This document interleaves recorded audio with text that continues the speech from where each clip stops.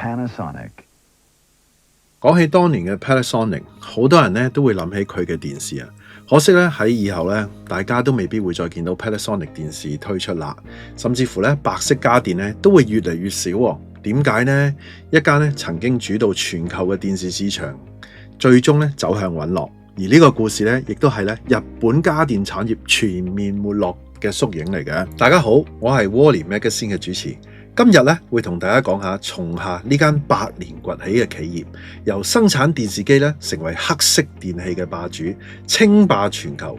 再到今日咧逐步咧退出電視家電嘅市場。咁啊細數下松下經歷咗嘅風風雨雨。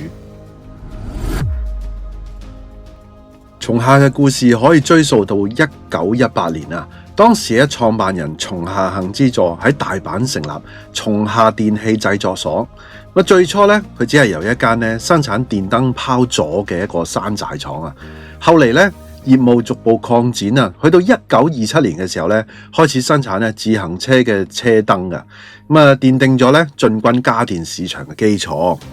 可怕咧係第二次世界大戰之後咧，松下公司咧面臨重大嘅挑戰。由於戰爭時咧曾經參與軍事嘅生產啦，戰後嘅日本盟軍總司令部啊 GHQ 啦，一度咧凍結咗松下嘅資產啊，甚至乎咧要求松下幸之助咧離開公司啊。不過佢喺1947年嘅時候咧成功復職啊，重新咧掌握企業啊，而且咧開始大規模擴展業務啊。去到1951年嘅時候咧，佢親自咧前往美國考察，將西方嘅技術咧引入日本啊，並且咧由飛利浦啊等等咧簽訂咗技術合作協議啊，令到松下咧喺1950年至到1970年呢20年咧，哇突破性嘅增長啊，正式成為咧進入呢個黑色家電嘅市場嘅，而且咧開始生產電視機咯噃。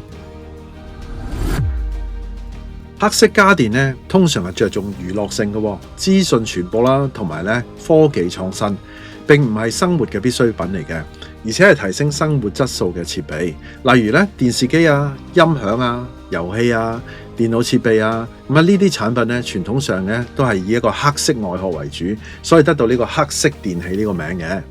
至於白色家電咧，主要係改善生活嘅基本需求，好似清潔啦、烹飪啦、氣候調節等等啦，屬於家庭必需品，例如雪櫃啦、電飯煲啦、洗衣機、冷氣機。當年傳統上個外殼多數係白色嘅，隨住科技嘅發展啊，智能家電呢啲產品其實係冇可能再分咩黑色啊白色咁樣，所以大家已經融合咗兩者嘅特性噶啦。例如智能電視機啦、智能嘅音箱啊、掃地機械人等等啦，呢啲產品大家都叫佢做灰色家電啦。不過呢個部分都係冇乜明確嘅標準嘅。松下曾經可以話係黑色家電市場入邊嘅絕對嘅王者嚟嘅，尤其是喺電視嘅領域擁有舉足輕重嘅地位㗎。松下嘅電視歷史可以追溯到1952年嘅。當時公司叫做松下電器產業，推出咗第一款嘅黑白電視機啊，正式進軍咗電視機市場啦。去到1960年松下成功開發出彩色電視機，迅速普及到日本嘅千家萬戶啊。奠定咗全球電視機產業嘅領導地位。到咗1980年至到1990年代啦 ，Panasonic 已經成為咗全球電視機嘅巨頭啊！佢憑住強大嘅即影像技術啦、內容啊、品質啊、品牌信譽等等同 Sony 啊、東芝、三菱等等嘅日本品牌共同主導咗全球嘅市場，令到當時甚至乎係消費者大家都認為日本製造等於高品質嘅，咁樣令到松下嘅電視機喺全球嘅市場供不應求噶。進入到2000年代啦，電視機嘅技術進入咗數位時代。Panasonic 憑住VIERA Vega 啦，再次登上呢個巔峰，成為咗當時最受歡迎嘅品牌之一啊！特別係 Plasma 等離子電視技術啦 ，Panasonic 曾經係一度領先市場，佢投資巨額嘅資金喺 Plasma 等離子電視版面嘅研究啦，同埋生產嘅，試圖擊敗呢個液晶體技術，鞏固市場嘅地位嘅。可惜啦，咁呢個技術嘅賭注咧，最終成為松下電視業務嘅衰落嘅導火線㗎。喺過去幾十年，松下擁有多個品牌㗎，包括大家可能都早期比較熟悉嘅 National 啦，大家都有印象佢嗰個電飯煲係嘛，即係好早期已經係有啦，70年代啊、80年代咁樣。咁仲有Panasonic 啦、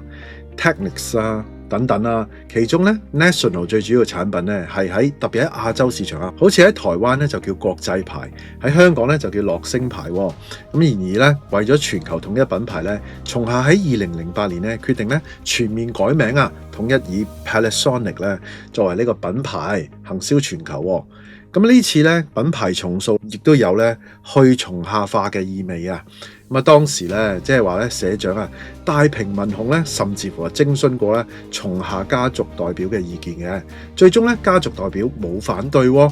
公司所以喺2008年正式改名為Panasonic 株式會社㗎，並且喺2009年全面停用 National 呢個品牌㗎。咁剩翻好少嘅國家同埋台灣啊、中國大陸仍然保留有呢個叫做松下電器呢個名為公司名嘅，但係產品嘅品牌就全面就統一作為 Panasonic 啦。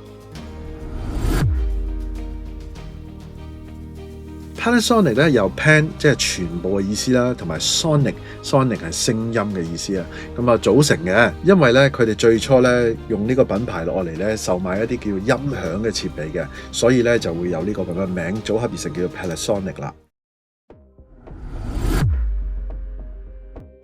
時間去到2010年代啦，全球嘅電視機市場發生咗激烈嘅變化，液晶體技術啦 LCD 開始全面取代 Plasma 等離子電視啊。當時Sony 啊、Samsung 啊、LG 等等呢啲品牌佢哋迅速轉向到去液晶體LCD 啦，同埋OLED 嘅技術㗎。而 Panasonic 繼續堅持投入 Plasma 等離子技術，錯失咗一次市場轉型嘅關鍵時機啊！隨住液晶體技術嘅進步啊，消費者開始轉向更加輕、更加長壽、更加薄，而且更加平嘅液晶體電視啊，即係 LCD 啦。導致松下嘅 Plasma 等離子電視嗰個銷售量大幅下跌啦。去到2014年嘅時候Panasonic 正式宣布退出 Plasma 等離子電視嘅市場噶，結束長達10幾年嘅技術投入啊，象徵住Panasonic 喺電視產業業務入邊嘅影響力開始衰落啦。老土啲講句啦，成也電視，敗也電視啊！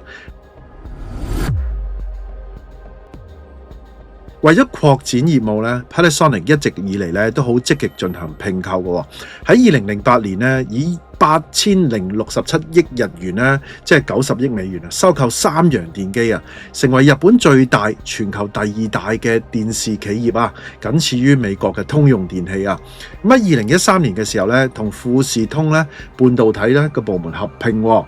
強化咗半導體嘅技術嘅。去到2015年嘅時候以15.45億元講緊係美元，收購美國冷藏設備技術商叫做 Hussmann 嘅 Corporation 啊，擴展到商用嘅冷藏市場嘅。另外Panasonic 喺2014年同 Tesla 合作，成為 Model S 電動車主要電池供應商啊，並且投資50億美元同 Tesla 共建呢個美國內華達州嘅呢個 Gigafactory 1。然而由於 Tesla 執行長Elon Musk 就個決策風向嘅轉變同埋個成本要求啊，雙方嘅關係惡化。去到2019年Panasonic 決定唔參與 Tesla 喺上海嘅超級工廠計劃㗎。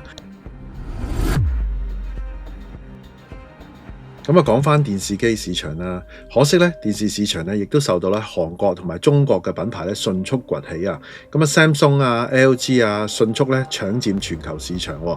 之後其實隨住中國同埋台灣嘅品牌崛起啊，例如海信啦、TCL 啊等等啦崛起啦 Panasonic 喺全球嘅電視機市場咧，嗰個份額咧變得越嚟越萎縮喎。咁根據日本市場調研機構 BCN 嘅呢個數據啊，Panasonic 咧喺日本嘅薄電視機市場嘅銷售佔有率咧，從2018年嘅16.8% 咧，即係排第2位啦，下降至到咧2024年嘅8.8% 啊，跌到去第6位㗎啦。Panasonic 嘅電視銷售咧已經係岌岌可危㗎啦。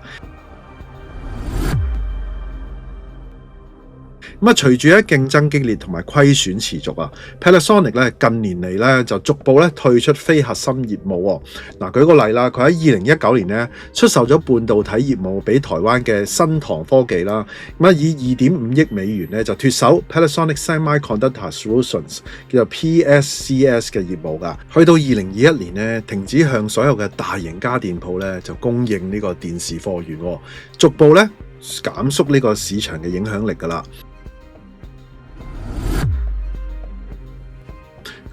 近年嚟咧 Panasonic 電視業務咧持續虧損，公司咧不得不考慮咧縮減咧或者退出市場啦。去到2025年嘅財政年度啦，公司咧預計嘅營收咧將較之前一年咧少2%，降到去咧8.3兆日元嘅，純利咧更加可能大跌成30%啊，去到咧3100億日元噶。因此咧 Panasonic 嘅社長啊藍見雄規咧就喺2025年2月嘅時候咧，佢就喺嗰個經營說明會上面宣布，將喺2026年財年前咧，對於獲利低迷嘅電視同埋咧廚房家電等等嘅事業啦，提出咧根本性嘅對策啊，包括咧可能撤出部分嘅業務市場啊，縮減經營嘅規模啊個範圍啦，甚至乎咧將事業轉讓俾其他企業嘅。此外咧，公司計劃喺2025年嘅財年咧推出呢個嘅提前退休方案啊，以減低成本㗎。